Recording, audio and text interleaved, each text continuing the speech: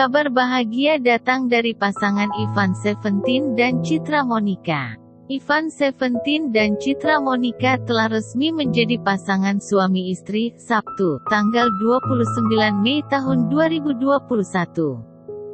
Momen sakral Ivan Seventeen dan Citra Monica dilangsungkan di sebuah hotel berbintang di kawasan Jakarta Barat, pukul 11.30 waktu Indonesia Barat. Akad nikah Ivan Seventeen dan Citra Monica disiarkan langsung oleh stasiun televisi swasta. Lantas prosesi akad nikah diawali dengan kehadiran Ivan Seventeen di lokasi acara. Dengan satu napas dan lancar, Ivan Seventeen berhasil mengucap ijab kabul.